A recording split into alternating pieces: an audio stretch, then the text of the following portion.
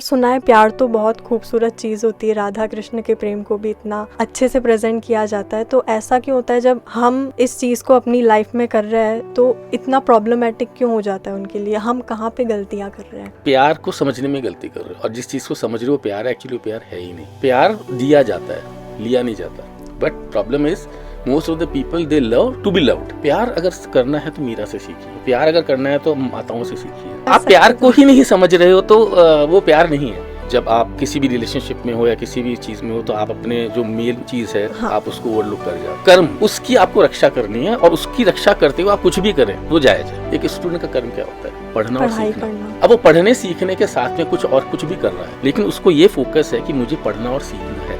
जब तक ये फोकस है तब तक वो जो भी कर रहा है वो जायज है। मूव ऑन करने में जो सबसे बड़ी गलती होती है, बहुत जल्दी होती है उसको किसी और दूसरे रिलेशनशिप पे जाने की। उस जल्दबाजी में पता चला कुएं से निकल के खाई में गिर गए।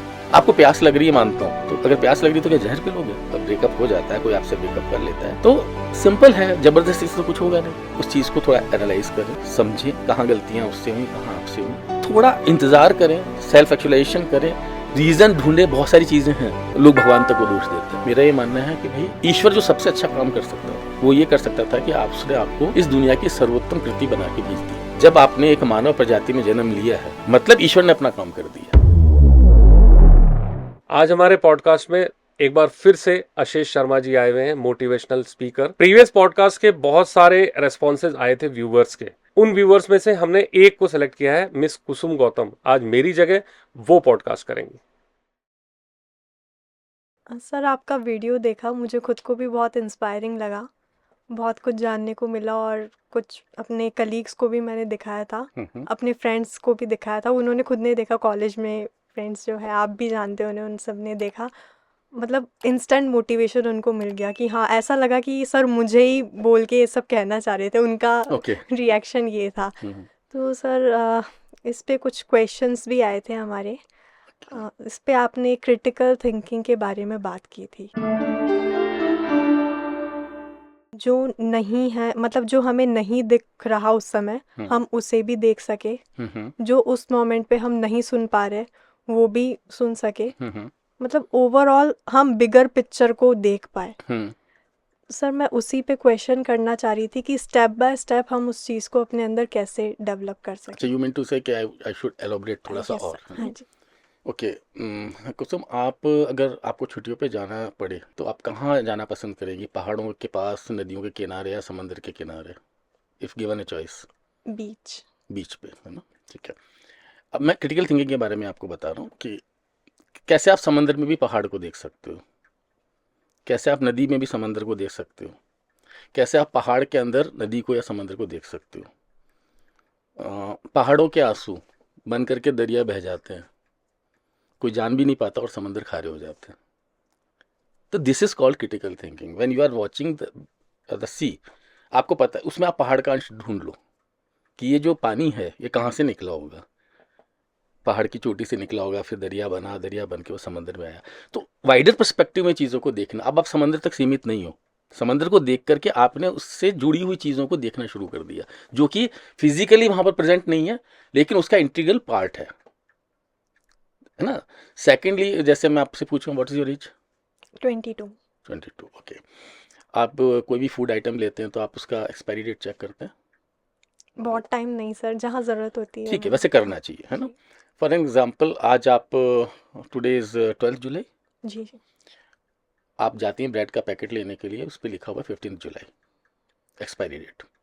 तो आपके लिए उस ब्रेड की एज क्या है? 3 days। 3 days, right?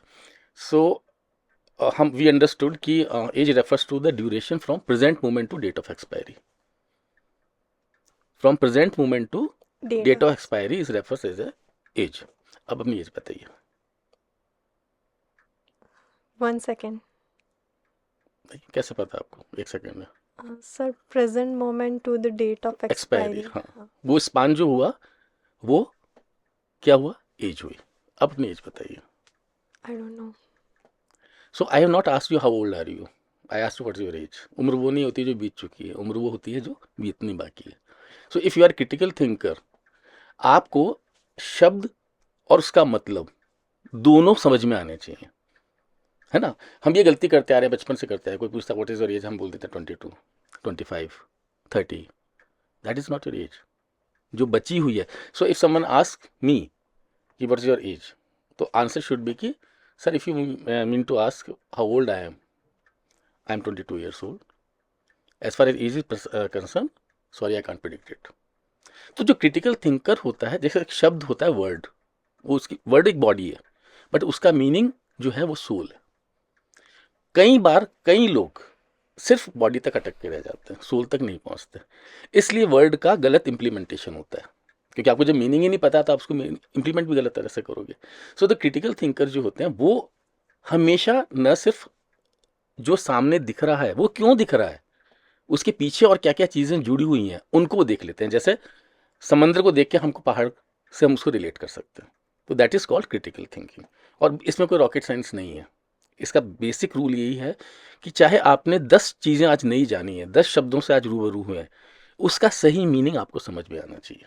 There is no point knowing 1000 words but not knowing the meaning of those words and just using it mechanically. WhatsApp university है ना, उस पर आती है ना कई चीज़ें ऐसी जो होती ही नहीं है इन जनरल, बट वो एक गॉसिप से बन के आ जाता है और हम उसको चेक नहीं करते हैं, फैक्ट चेक नहीं करते हैं, उसको शेयर कर देते हैं। उससे क्या होता है, एक गलत चीज़ फैल जाती है। जैसे हम कई बार कई लोगों को देखते हैं, वो कागज़ देके इसकी 2 जेरोक्स करा लाना। तो जेरोक्स क्या है? जेरोक्स फोटोकॉपी नहीं होती है। फोटोकॉपी मशीन बनाने वाली कंपनी का नाम है जेरोक्स, बट वो एक चलन में आ गया। चलन में आ गया तो 4 लोगों ने जेरोक्स कहना शुरू किया, हमने भी कहना शुरू कर दिया। तो क्रिटिकल थिंकर ऐसे नहीं होते, वो वर्ड के सही मीनिंग को जान करके सही जगह पे इम्प्लीमेंट करते हैं एंड हमेशा चीज़ को वाइड पर्सपेक्टिव में देखते हैं। सर आपने कहा कि वर्ड के सही मीनिंग को जान करके सही जगह पे इम्प्लीमेंट करते हैं, ये बहुत अच्छा पॉइंट है।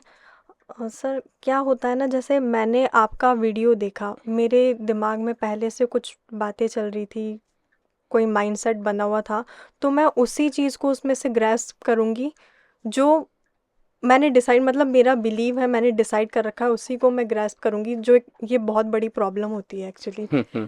तो सर इस पे ही मैं एक्चुअली आपकी गाइडेंस चाहूँगी कि इससे कहते हैं सेलेक्टिव ऑब्जर्वेशन, सेलेक्टिव है ऑब्जर्वेशन। ना। क्योंकि जो आप जिस चीज़ से आप कनेक्ट कर पा रहे हो, जो आपके साथ कहीं ना कहीं आसपास घटित हो रहा है, लेकिन जो बाकी बोला गया है हो सकता है आने वाले समय में वो भी आपके साथ हाँ घटित जी, होने वाला हो। तो बिल्कुल। अभी तो आप क्या कर रहे हो कि जो आपके साथ घटित हो चुका है या हो रहा है, आप सिर्फ उस पर फोकस कर रहे हो। जी। अगेन क्रिटिकल थिंकर क्या करता है, वो बाकी चीज़ों को भी देखता है। अपनी गलती से सीखना या दूसरे की गलती से भी सीख लेना। तो अभी तो आप वो कर रहे हो जो अपनी गलती से सीख रहे हो जी। लेकिन कितना अच्छा हो कि आप दूसरे की गलती से सीख लो। तो जो ऑब्जर्वेशन है जो आपके अभी काम की नहीं है, लेकिन लाइफ में कभी भी आप उससे रूबरू हो सकते हैं। तो prevention is better than cure, very true sir. है ना। तो आप अभी तो आप उपचार कर रहे हो जिससे आप कनेक्टेड हो, लेकिन बाकी चीज़ों से आप बचाव कर सकते हो अगर आप उन पे भी उतना ही फोकस करो। Very true, focus is the key. या focus is the key and focus on what. आपके साथ अगर वो चीज़ रिलेट नहीं भी कर रही है, उस पर भी फोकस करना, क्योंकि वो कभी भी आपके साथ रिलेट कर सकती है। That is there. And sir दूसरा, वीडियो में जिस बारे में डिस्कशन हुआ था, लव लाइफ एंड और पर्सनल लाइफ, कैरियर लाइफ के बारे में, तो उस पर भी कुछ डाउट्स थे मेरे। सर सुना है प्यार तो बहुत खूबसूरत चीज़ होती है, राधा कृष्ण के प्रेम को भी इतना मतलब इतना अच्छे से प्रेजेंट किया जाता है, तो ऐसा क्यों होता है जब हम इस चीज़ को अपनी लाइफ में कर रहे हैं, मैं या फिर कोई दूसरे लोग भी हो गए, तो इतना प्रॉब्लमेटिक क्यों हो जाता है उनके लिए? हम कहाँ पे गलतियाँ कर रहे हैं? प्यार को समझने में गलती कर रहे हो, और जिस चीज़ को समझ रहे हो प्यार है, एक्चुअली प्यार है ही नहीं। प्यार दिया जाता है, लिया नहीं जाता। But problem is most of the people they love to be loved. वो प्यार इसलिए करते हैं कि उन्हें बदले में और प्यार मिले। प्यार अगर करना है तो मीरा से सीखिए, प्यार अगर करना है तो माताओं से सीखिए, है ना। मम्मी जो होती है अपने बच्चों से, उनको रिटर्न में कुछ नहीं चाहिए। क्या वो इवन वो तो उसकी ग्रोथ के लिए उसे अपने से दूर भी भेज देती है, हालांकि उनको बहुत तकलीफ होती है। आप किसी के साथ रहने के लिए उसका पास रहना ज़रूरी नहीं है। अगर आप किसी के पास रहना चाहते हो तो ये प्यार नहीं है। प्यार में सिर्फ आप जिससे आप प्यार कर रहे हो, जिसके साथ प्यार में हो, कर रहे तो होता ही नहीं वर्ड, प्यार में हुआ जाता है, प्यार किया नहीं जाता, है ना, करना पड़े तो वो प्यार नहीं है। तो अगर आप किसी से प्यार में हो तो आपके लिए सर्वोपरि चीज जो सबसे इंपॉर्टेंट है वो है उसका खुश रहना, चाहे आपके साथ या आपके बिना। लेकिन जब जिस प्यार की आप बात कर रहे हो, कि आप इसकी कल्पना कर सकते हो कि वो आपके बिना रहे और खुश रहे और आप उसके साथ ना हो, तो कर आप प्यार सकते को तो ही नहीं समझ रहे हो, तो वो प्यार नहीं है, वो एक अट्रैक्शन है, इन्फैचुएशन है, या एक प्रेशर में आकर के। आजकल तो प्यार इसलिए भी लोग प्यार में होने लगे हैं या सो कॉल्ड प्यार में होने लगे हैं कि अगर वो ऐसे नहीं हुए तो उनको ये लगता है कि उनमें कोई कमी है, कि they are not into relationship, तो उनके अंदर एक वीकनेस है, तो उसको एक तरह से स्टेटस सिंबल बना लिया गया आजकल। तो जब आप किसी चीज़ का मतलब ही नहीं समझ रहे हैं और उससे उसका नाम दे करके सोच रहे हैं और फिर आप कह रहे हैं कि प्यार में ऐसा हो गया, प्यार में तो कभी दुख होता ही नहीं है, बशर्ते वो प्यार हो, है ना। प्यार दिया जाता है, प्यार लिया नहीं जाता। This is my definition of love actually, है ना। जी, very true sir. Hmm,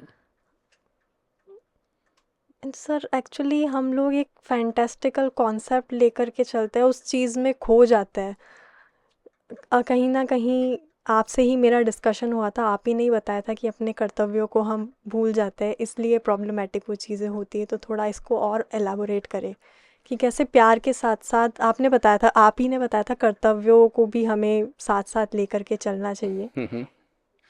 okay, you mean to से कि जब आप किसी भी रिलेशनशिप में हो या किसी भी चीज़ में हो तो आप अपने जो मेन चीज़ है हाँ, आप उसको ओवरलुक कर जाते हो, हाँ राइट। जी, अपने कर्म हाँ, तो को, बड़ा अपने सिंपल सी कर्तव्यों बात है, को। मेरा हमेशा से मानना है कि कर्म जो आपका है उसकी आपको रक्षा करनी है, और उसकी रक्षा करते हुए आप कुछ भी करें वो जायज़ है, जब तक आपको ये ध्यान है कि आपका कर्म क्या। फॉर एग्जाम्पल, एक स्टूडेंट का कर्म क्या होता है?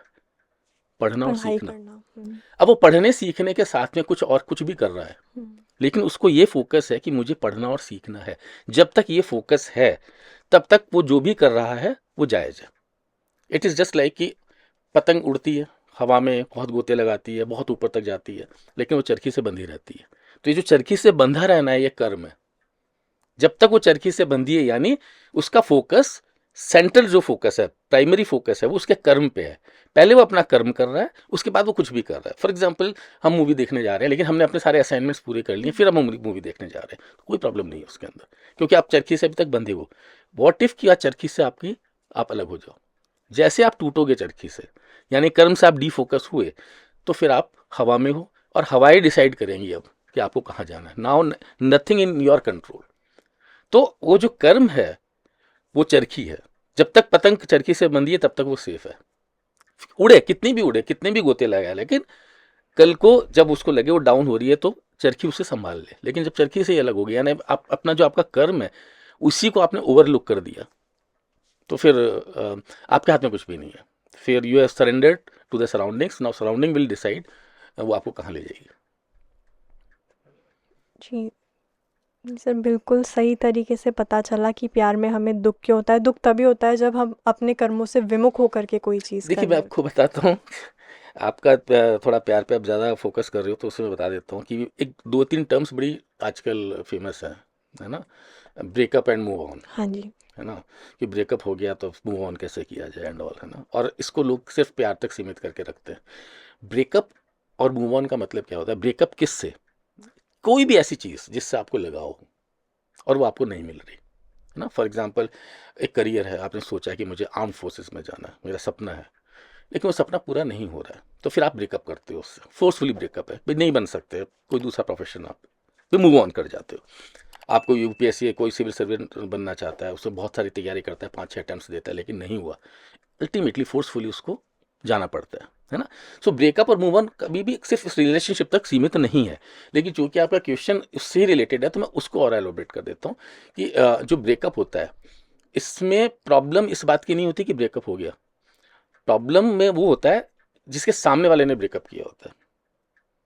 अगर आपने किया है तो आप खुश हो, आप ओके हो, लेकिन आपके साथ हुआ है तो प्रॉब्लम क्या होगी कि किसी ने हमको रिजेक्ट कर दिया।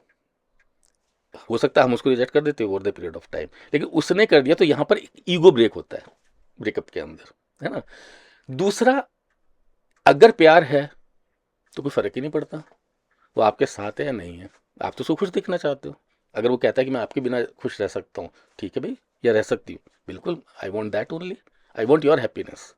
अगर आप मेरे बिना खुश रह सकते हो, बिल्कुल रहिए, तो वो तो प्यार की बात हो गई।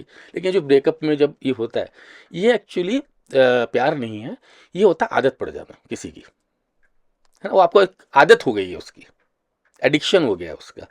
अगर कोई शराब पीता है, डेली उसको शराब पीनी है रात को, और अब उसको शराब नहीं मिल रही है, तो वो उसका एडिक्ट हो चुका है, तो उसकी वो कमी महसूस करता है। तो इसको आप प्यार का नाम ना दें। ब्रेकअप वाले जो लोग होते हैं, ब्रेकअप में जो भी कोई दुखी हो रहा है, इसका मतलब वो प्यार में तो नहीं था, वो एक एडिक्शन में था। और फिर मूव ऑन करना, है ना।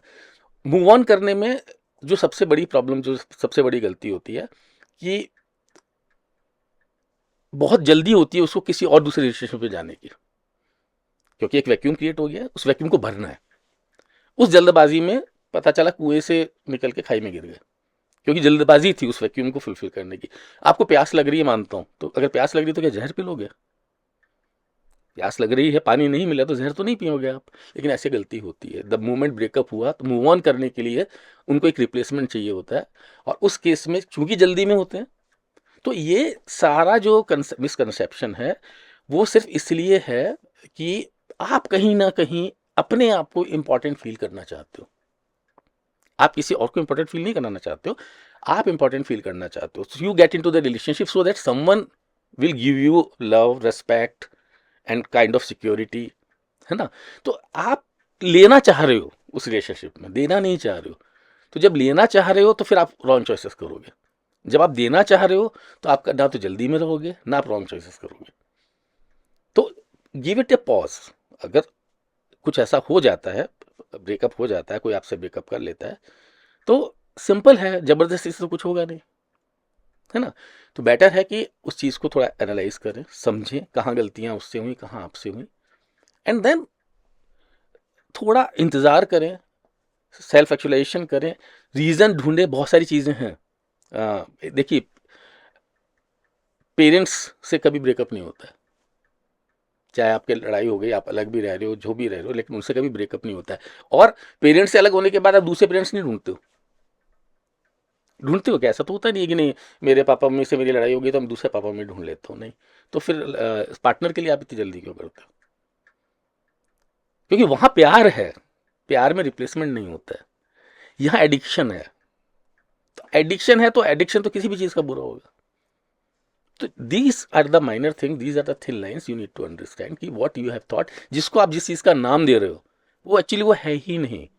इसलिए आपको तकलीफ होती है ब्रेकअप में भी, और इसलिए आपको जल्दबाजी होती है मूव ऑन करके कहीं और एंगेज होने की, और उस वजह से आप गलती पे गलती करते हो।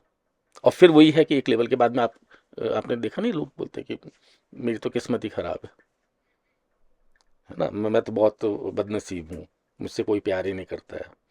काइंड ऑफ स्टेटमेंट्स में आप उस पे चले जाते हो कि आपको लगता है लोग भगवान तक को दोष देते हैं। मेरा ये मानना है कि भाई ईश्वर जो सबसे अच्छा काम कर सकता था वो ये कर सकता था कि उसने आपको इस दुनिया की सर्वोत्तम कृति बना के भेज दिया। उसे तो बेस्ट कर दिया अपनी तरफ से ऑलरेडी।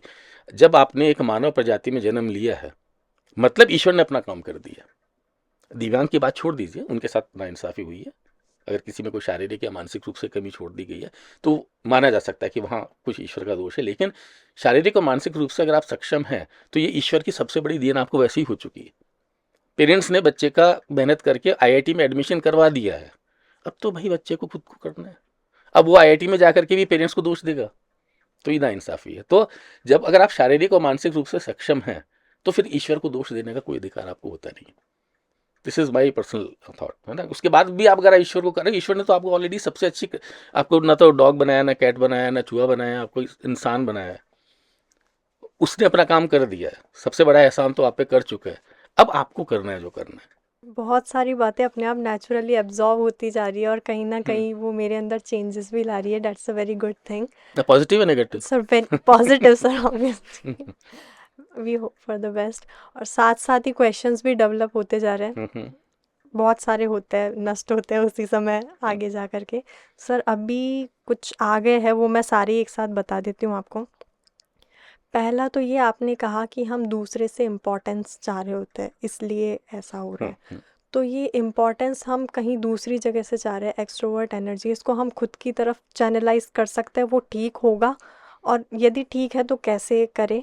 पहला क्वेश्चन ये हो गया। एक साथ मैं पहले सारे क्वेश्चंस बता ओके। देती हूँ आपको। दूसरा क्वेश्चन ये कि आपने बताया पेरेंट्स के प्रति प्यार हमारा सच्चा होता है, नेचुरल होता है, वहाँ कोई ब्रेकअप नहीं होता। तो सर आजकल ये चीज़ बहुत ज़्यादा मैं खुद ऑब्जर्व भी कर रही हूँ दूसरों में, और खुद में भी कभी कभी देखती हूँ कि पेरेंट्स जब हमें कुछ गाइड कर रहे होते हैं कि बेटा ऐसे नहीं तुम ऐसे करो, तो हम कहीं ना कहीं हर्ट हो जाते हैं कि मम्मी पापा तो मुझे समझ ही नहीं पा रहे, मेरी ये सिचुएशन है। तो ऐसा क्यों हो रहा है सर? व्हाट्स योर क्या अभी पॉइंट दोनों ऑफ व्यू क्वेश्चन ऑन हो गए दिस? आपके हाँ पूरे? जी। तो मैं पहले सेकंड क्वेश्चन ले लेता हूँ, क्योंकि आपने वो जी। मेरे को जल्दी से याद हो गया है, क्योंकि पूछा है आपने। ये इसको कहते हैं जनरेशन गैप, और ये आपके साथ ही नहीं है, ये हर जनरेशन के साथ रहा है। मेरे पेरेंट्स के साथ भी रहा होगा, उनको अपने पेरेंट्स से प्रॉब्लम रही होगी, उनके पेरेंट्स को उनके पेरेंट्स से प्रॉब्लम रही होगी। और खूबसूरत बात पता है क्या है, कि हम में से हर व्यक्ति एक यंग एज में ये सोचता है कि उसके पेरेंट्स उसको नहीं समझ पा रहे हैं, ज़माना बदल गया है, ये पुरानी सोच के हैं, आज के हिसाब से नहीं चल रहे हैं। और वही व्यक्ति उसके 20-25 साल बाद ये रियलाइज़ करता है कि जब पेरेंट्स जो कह रहे थे वो सही कह रहे थे। दोनों ही थॉट होती है। एक बार आप पेरेंट्स को गलत मानते हो, लेकिन उसी लाइफ के अंदर 20-25 साल बाद आप रियलाइज़ करते हो कि जो मेरे पेरेंट्स कह रहे थे सही कह रहे थे, काश मैंने उनकी बात मान ली होती। वो जो कह रहे हैं वो एक्सपीरियंस से कह रहे हैं। वो नहीं चाहते कि उन्हें जो ठोकरे खा के धक्के खा के जो चीज़ समझ में आई है उसके लिए आपको ठोकरे खानी पड़े, इसलिए वो अपने एक्सपीरियंस से आपको वो चीज़ वैसे ही समझा रहे हैं। जैसे हम एक कोई नॉवल पढ़ते हैं, उसमें जो उस राइटर ने लिखा है, शायद उसको 50-60 साल लग गए होंगे उन चीज़ों को रियलाइज़ करने में, और वो कितना बड़ा दिल का है कि वो आपको वो चीज़ वैसे ही दे रहा है फ्री में, कि just don't do these things. वो 50 साल लगे उसको सीखने में, और वो चाहता है आप उसको पढ़ के सीख जाओ, लेकिन हम उसको मानते नहीं हैं। और हम जब तक खुद ठोकर नहीं खा लेते हैं, फिर हमें रियलाइज़ होता है पेरेंट्स जो कह रहे थे यार ठीक कह रहे थे, बुक में जो लिखा था बिल्कुल ठीक लिखा था। तो ये सिंपल है कि अब दूसरे की गलती से सीखने वाला अति समझदार होता है, खुद की गलती से सीखने वाला समझदार होता है, और खुद की गलती से नहीं सीखने वाला, मैं उस शब्द का क्या इस्तेमाल करूँ, राइट। तो ये जनरेशन गैप हमेशा रहा है, और हर जनरेशन में ये दोनों जो वक्तव्य हैं इंसान के दिमाग में आए हैं। पहला, पेरेंट्स मुझे नहीं समझते।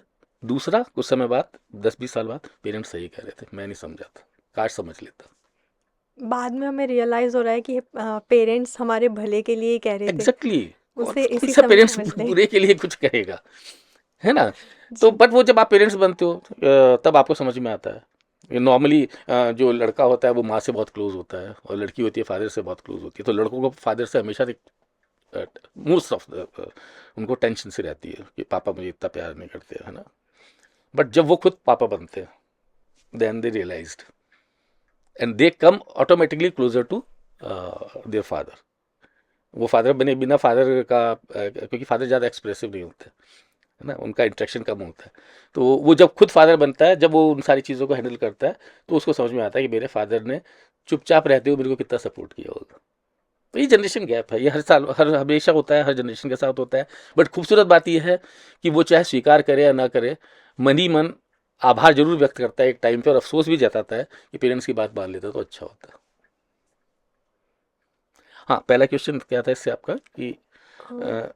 बाहर से एक्सट्रोवर्ट हाँ सर, हम एनर्जी। दूसरे से इम्पोर्टेंस चाह रहे हैं, तो ये एक्सट्रोवर्ट एनर्जी हो रही है, बाहर की तरफ चैनलाइज हो रही है, तो हम खुद को इम्पोर्टेंस दे दे, खुद ही अपने कर्तव्य टाइम पे पूरे कर ले, जो भी हमारी खुद से एक्सपेक्टेशंस है उनको पूरा कर ले। तो what's your view on this? Definitely, तब इससे अच्छा कुछ हो ही नहीं सकता है। अगर आप मुझसे 100 रुपये मांग रहे हैं तो मैं तब दूंगा जब मेरे पास होंगे, राइट। तो मैं किसी को भी इंपॉर्टेंस तब दूंगा जेन्युइनली जब मैं खुद को सबसे ज़्यादा इंपॉर्टेंट समझूंगा। सबसे पहले तो मैं अपने आप पे काम करूंगा। मुझे वो चीज़ दूसरे से क्यों चाहिए? जब आप अपने आप को इंपॉर्टेंस दे रहे होते हैं, इसका सीधा सीधा मतलब होता है कि आप सेल्फ रेस्पेक्ट को प्राइम मान के चल रहे हो। इंपॉर्टेंस का मतलब क्या है कि आपके लिए सेल्फ रेस्पेक्ट सबसे इंपॉर्टेंट है। चेस आप खेलती हैं? सर कभी कभी कभी कभी, पर थोड़ा बहुत नॉलेज है। क्या चेस क्या सिखाता है? आपने आपने कभी सोचा है हमारे बचपन के जितने भी गेम्स थे, चाहे लूडो, चेस हो, सांप सीढ़ी हो, ये कुछ ना कुछ मैसेज देते थे। तो चेस से क्या लर्निंग मिलती है? सर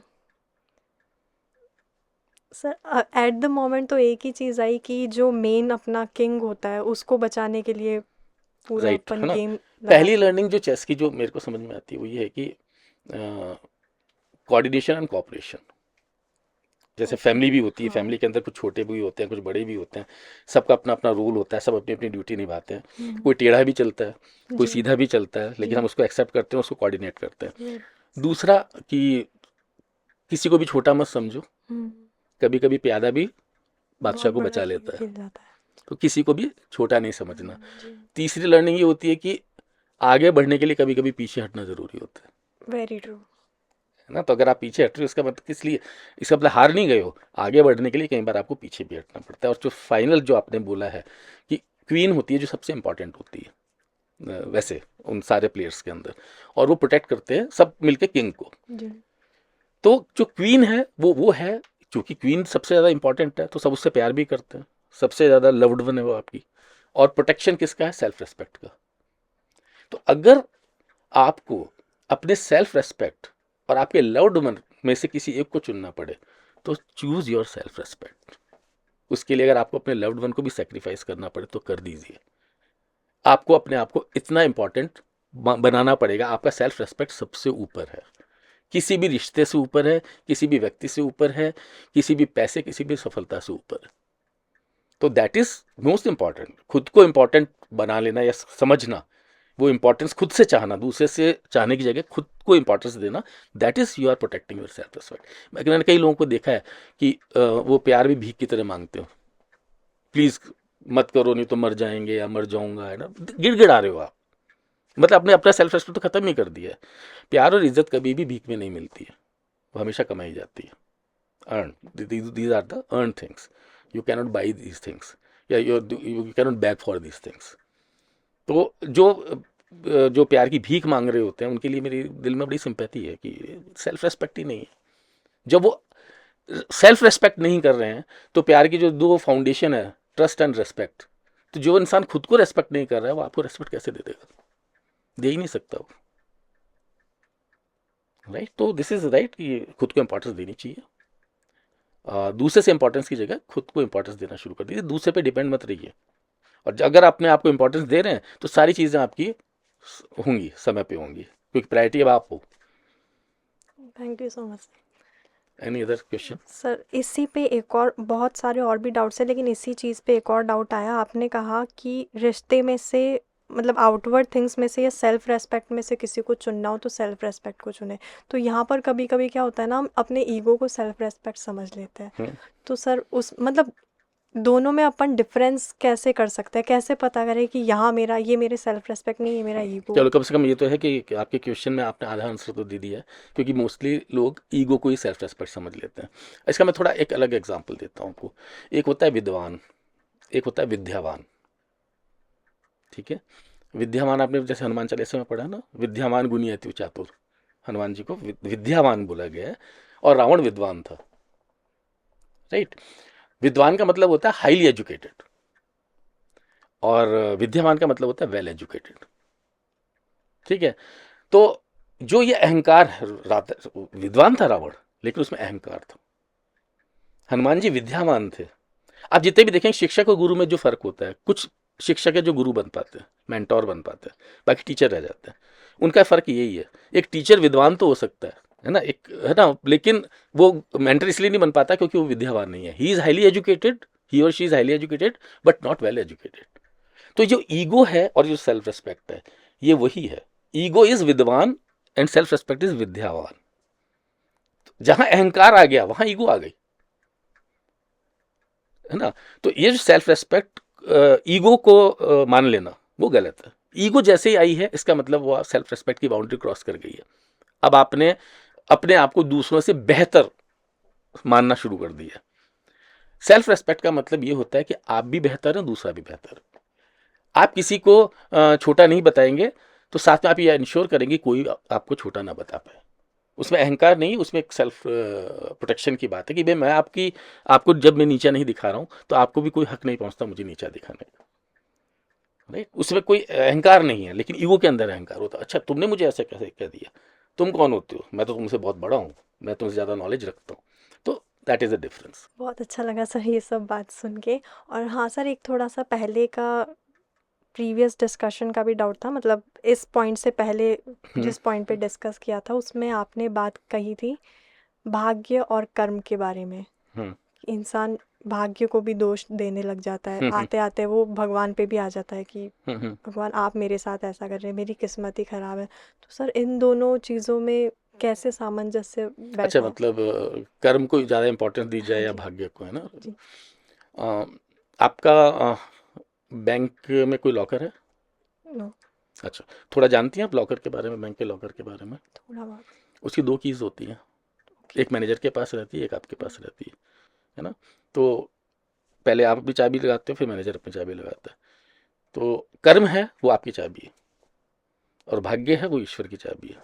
तो जब आप अपने कर्म की चाबी घुमा देते हो तो फिर ईश्वर आकर के उसको घुमाता है, फिर वो खुल जाता है।